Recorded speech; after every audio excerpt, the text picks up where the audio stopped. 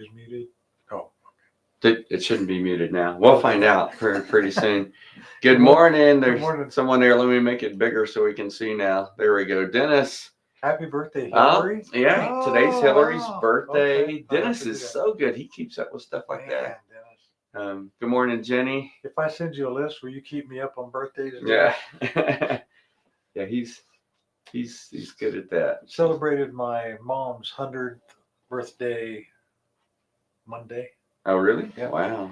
She's been dead for 40 of it, but wow. So I used to think, like when mom died at 45, dad died at 54, and everybody said, that's young. And at the time I was thinking, no, it's not. Now I'm like, that's young. 60, that's young, Yeah.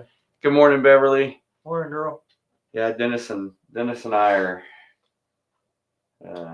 not as young as we used to be. And so, 60 doesn't seem so far away anymore, does it, Dennis? Yeah. But we're younger than we'll ever be again. I can't say I've never been this young before, but I'll never be this young again. Man. Yeah. So we're dragging this morning. We are. I have I hope I'm on the downside of a migraine, but woke up with a migraine this morning, so I'm kind of lethargic from that, and just tired. Jim's tired. He's over there holding. I can't even get my. Oh yeah, we've been working on the but, church last couple of days. Yeah. Oh man, come and see. The stucco started going up today. So they got here at 6, a little bit before 6 this morning, and the crew is just about. In fact, by the time we're done, I bet you they have the gable end finished. I bet you they're done now. They were just finishing up the peak. Yeah. So they're amazing booking. crew. Yeah.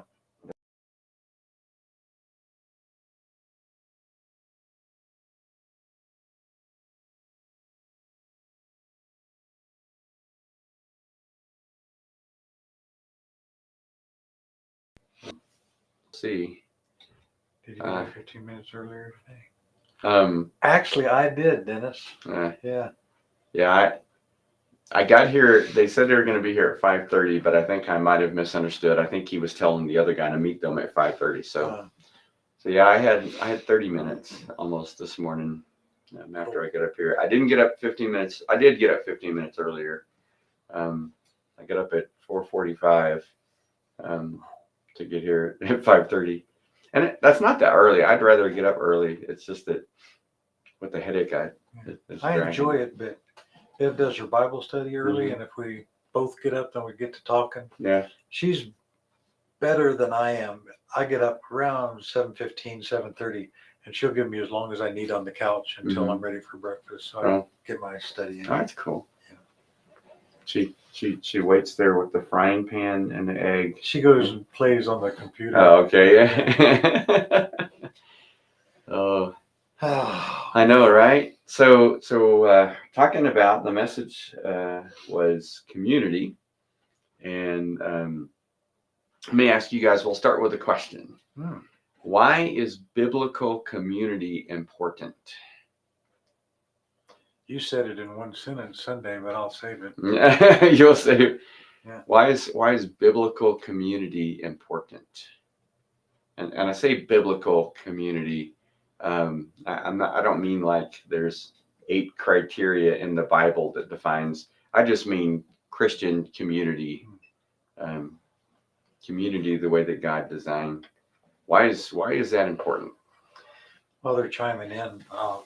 It occurs to me, and correct me if I'm wrong. That's nice sitting here with adult supervision.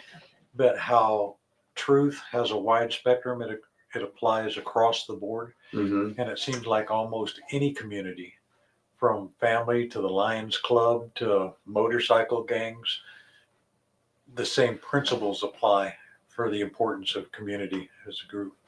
They do, actually. There's a design thing. Talked about this on Sunday, that when God created Adam, and this is interesting. Boy, you could really dig into stuff like this. But so you got to think about Adam was not incomplete. God didn't create Adam with something missing. Right. He wasn't incomplete. There was no break in relationship. So, we're born with, that separation from God. So, there's that thing that's missing that only God can feel. So Adam didn't have that. Adam was born, he was complete. Right. His community was with God. Yeah. Okay. Yeah. Father, Son, and Spirit, who were in community for eternity past. But when God created Adam, and we have to realize that this is written this way for our benefit. It wasn't like God said, "Oh, hey guys, you know what?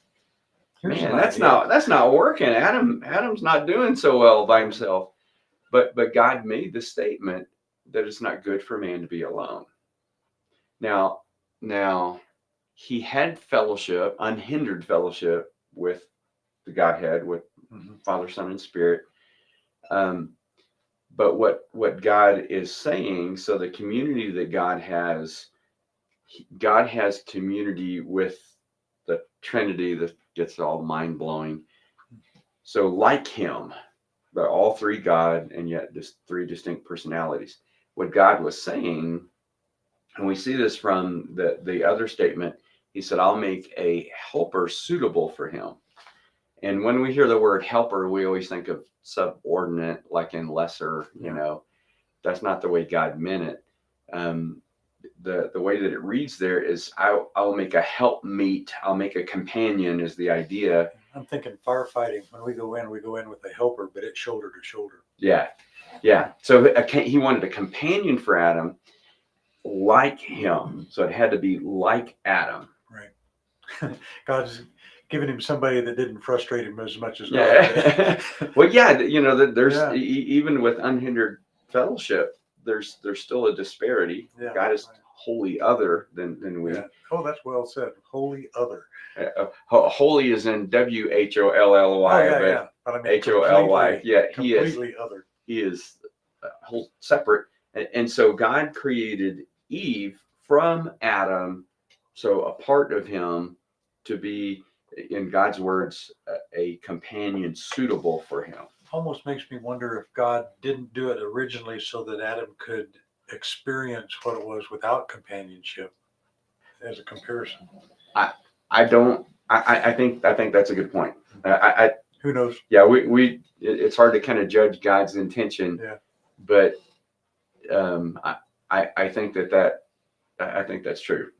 That Adam, so much more than when God created Eve, because Adam's, that's weird. It got like real dark that our lights go on. I think, that's weird. I think, when God brought Eve, Adam's response was amazing. This is bone of my bone and flesh of my flesh. Now we have it as an exclamation, but it could also be this is what you did with my rib, kind of thing. And so anyways, we're created for companionship. We're created for community.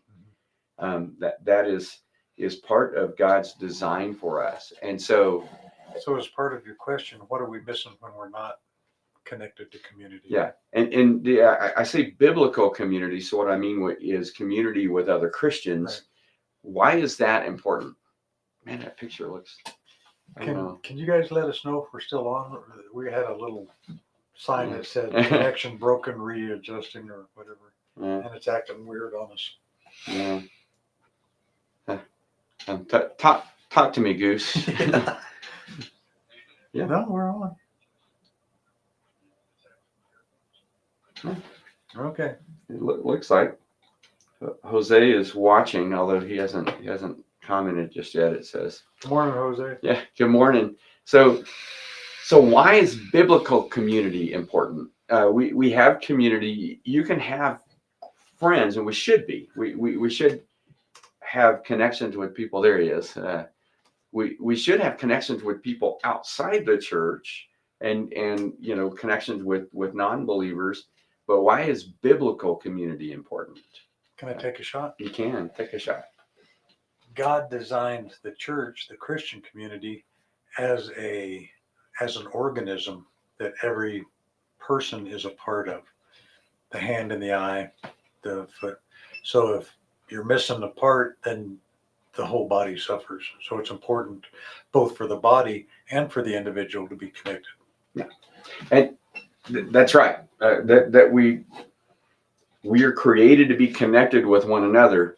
That there's a component that you're missing if when you're in community with people who aren't Christians, because you've seen this in relationship. That usually we talk about this with husband and wife, but it's like a triangle, that we are connected to one another, but we're also connected to God. Yeah, and I like the closer you get to God, the closer you get to one another. Yeah.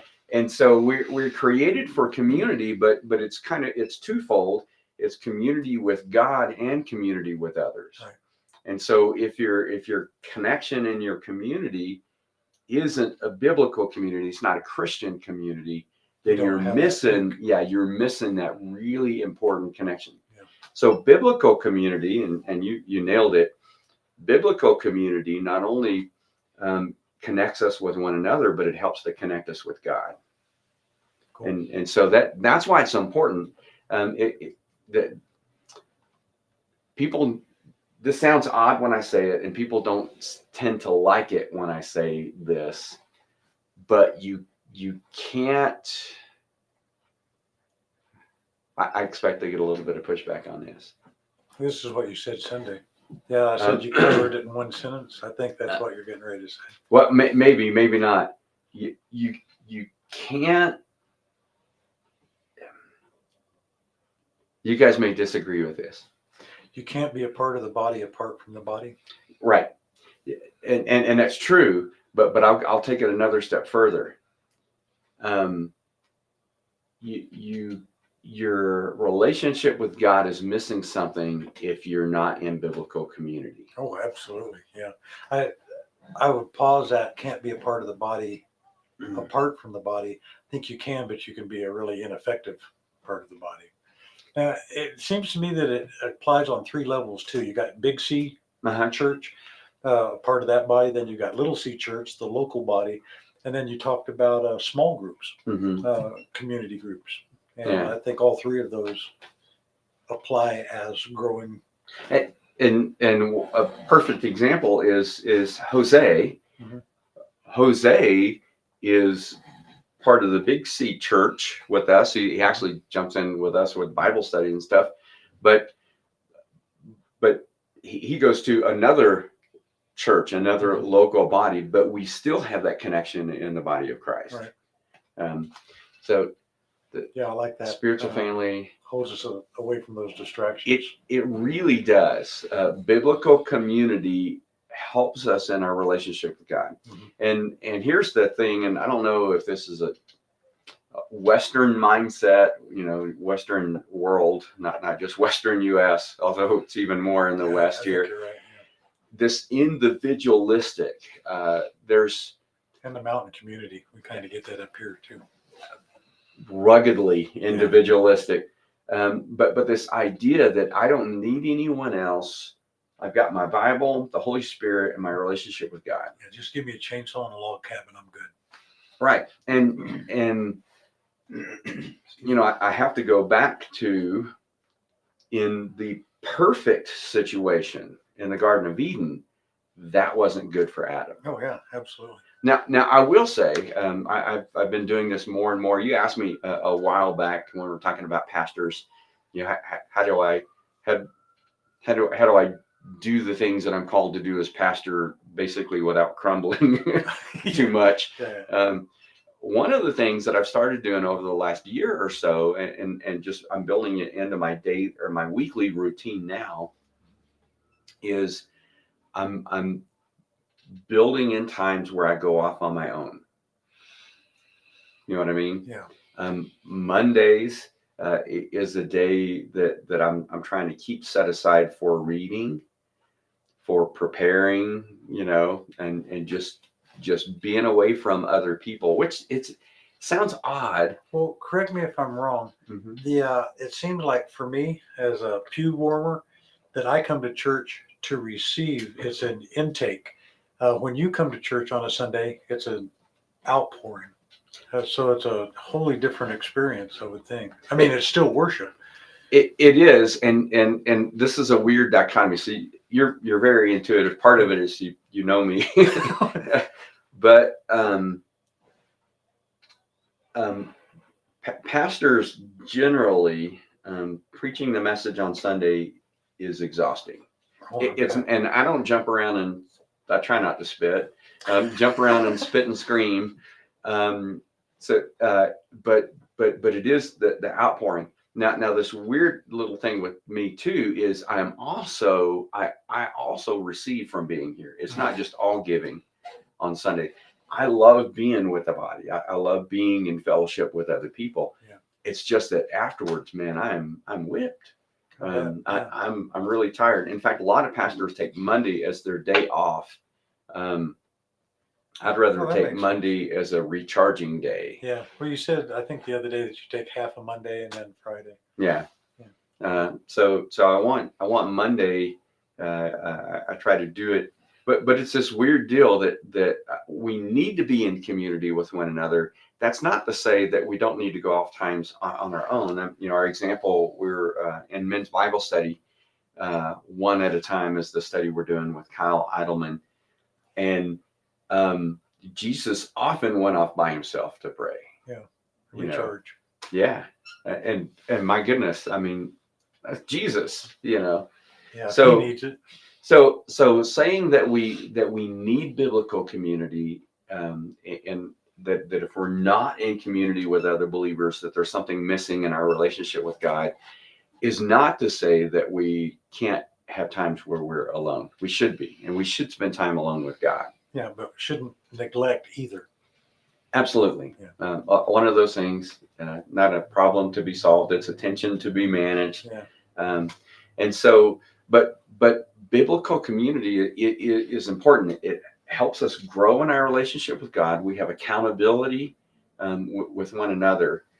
And one of the things I know for me, some of the greatest times of spiritual growth, I said, and so the big idea is big things happen in small groups. The greatest times of spiritual growth for me haven't been from being in congregational worship. Corporate worship is what we call it. Right. Although I love that. Yeah. In fact, it's got its place in the puzzle. Yeah. The largest group I've ever been in for worship was Falls Creek. I went there as a student, but actually went back and helped a friend take some kids there. And I want to say it's like with 6,000 other kids. Wow. The church that I went to in Fort Worth was big. It wasn't that big. Mm-hmm. But to worship with 6,000 other people, that's amazing. I'm thinking just lives ablaze. We used to go in Albuquerque. Yeah.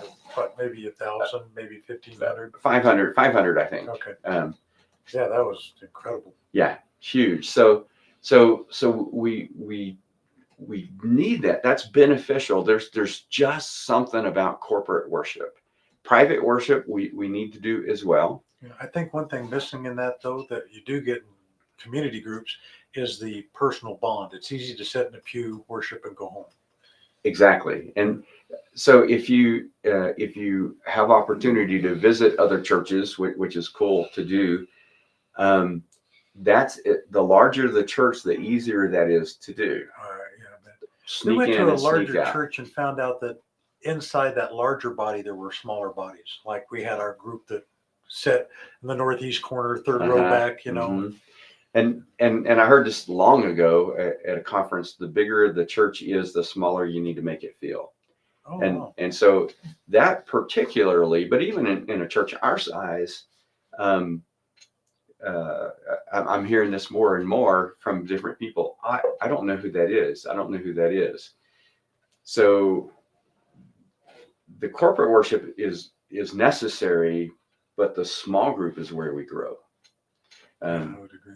And because that almost explains why it's so hard to get started, because it's so beneficial to our lives. What else would the world fight against? Keep us busy.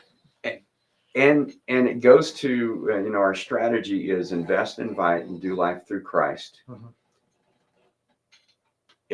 It takes something from you to invest. It takes something from you to do life, and time is that thing that never stops, that we only have a limited amount of. Yeah. And so it takes time for that to be not just so if we say that a small group meets for an hour and a half once a week, it's not just that hour and a half once a week, because that's not doing life together.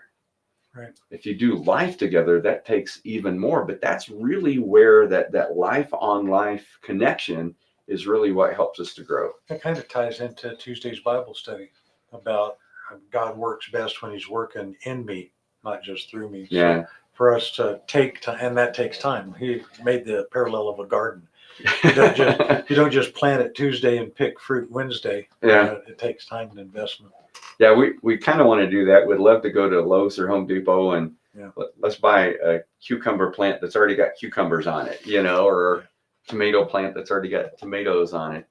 I want to buy a coffee plant that's already got the right beans on it, Oh, we saw coffee flavored Doritos advertised in Australia now. I know. I just thought I'd toss that out for you, though. Yeah. May have been a spoof. I was gonna say, if you throw in some hot salsa with that, you might have Paul. Coffee and hot salsa. I had cappuccino flavor or caramel macchiato flavored M&Ms one time. Jubal and Penny Hall found some and got them for me one time. So, but small groups is and we use the term small groups, but community groups, that kind of community, that's where we really grow. We can't be anonymous. I said this on Sunday, I want our community groups to be such that we don't get by with, hey Jim, how's it going? Oh, good. Yeah, it's hard to maintain a front when you're in a close relationship. Yeah. The guy that I meet with once a week, who's kind of like my mentor, asked me a couple of weeks ago. He just turned and he said, "How's your soul?" Oh, is that Jim? Yes. Yeah, that sounds like Jim. How's your soul?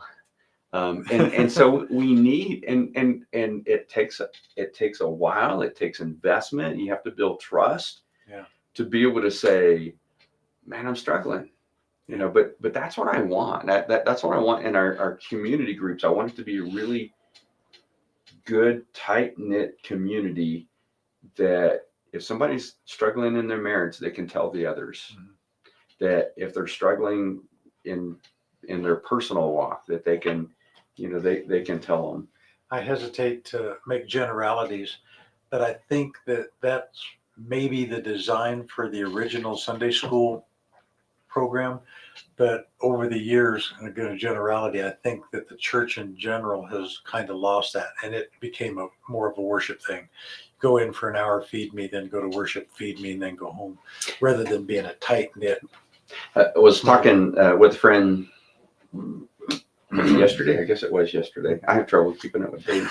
I thought today was supposed to be Thursday for a while. Oh, it's not. Forgot where I was going with that.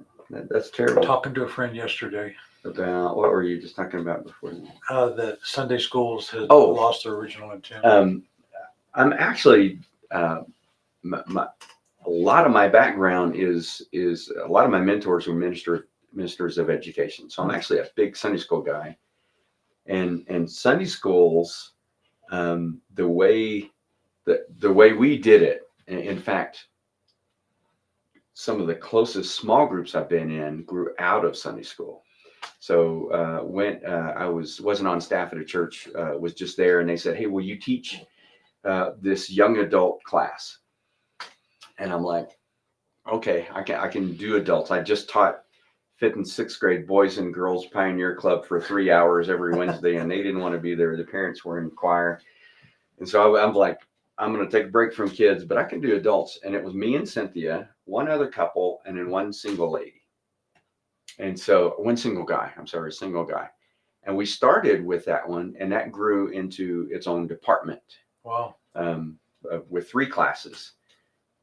Out of that, and still some close, I mean, we don't keep in touch as much anymore, but close friends that, and this is 24 years later, came from that. We loved hanging out with one another. So as that class began to grow, we would go out to eat after every Sunday after church. We were all having kids together, being there for one another, with kids and in sicknesses and things like that. And we said, it was us and 2 other couples come to mind. There might have been 3 other couples, but 2 other couples that I'm thinking of said, let's do a Bible study. So it was Don and Michelle, Kelly and Sam. And so we started doing a Bible study, and we all had kids. So 6 adults and, 5 kids. That grew into like 15 adults and 30 kids or something silly. And that was our group. The next year we had to start another group because the Sunday school class grew into a department. Yeah. So we had 2 groups that met every week, with 15, 16 adults in each group. So, but Sunday school, here's the way we did Sunday school. And so the original small group, I've heard it. Okay. Yeah. Cool. Reach, teach, and care. Oh, that's and in the church that we were at, Sunday school was the outreach arm of the church. We did visitation on Tuesday nights, and we did it by Sunday schools. So teach, of course, on Sunday morning. And that grew into 2 different small groups. And then care. In fact, this was kind of funny. My mentor there was a minister of education, Wayne Shaw. And he came to me one time and he said, man, I got to tell you, God's just doing some cool stuff in your Sunday school department. But we have, Pastor and I have a favor to ask. We're like, okay, what is it? He goes, will you let us know when people are sick or in the hospital? Because they don't call us anymore. They call our class, Yeah. And I'm like, oh, I'm so sorry. He goes, yeah, we'll like find out somebody was in the hospital last week and we don't know till they're out. We don't get a chance to go visit them because the care was happening in the small group. Wow. And that's cool. That's a neat awesome thing. That's my desire. And that was birthed from Sunday school class. That was the original. Back then, that's what we did: reach, teach, and care. But that's what I want our community groups to have, that kind of close knit thing, and that we love on each other and care for one another. I was thinking ahead that I'd make a neat T-shirt or a sign on a door: RTC. All right, reach, teach, care. Yeah. Well, let's work that in there. Yeah. What? We don't have all of our numbers up there anymore, but I do have a number up there that says we've already gone for 30 minutes. Oh, so, okay. So let me pray for you guys, but let me encourage you. And we're pressing into this. We were talking right before we came on about that. We just need to develop. I'm stealing this phrase. It's not original with me, but the leadership pipeline for community group leaders, so that we always are developing those. And that's been I think our biggest hindrance into really getting us off the ground, is not developing community group leaders. And so that's what we're going to do. But let me encourage you guys, get involved in a biblical community and that help one another grow in your relationship with God. And we know that we'll grow as we do that in our relationship with one another. So let me pray for you guys. God, thank you for your love. Thank you for the way that you take care of us and love us. Thank you for the Christian brothers and sisters that you've given us, that we can come together with, that we can study your word, we can love on one another, care for one another, and help one another grow in our relationship with you. God, I pray that you would work in us and through us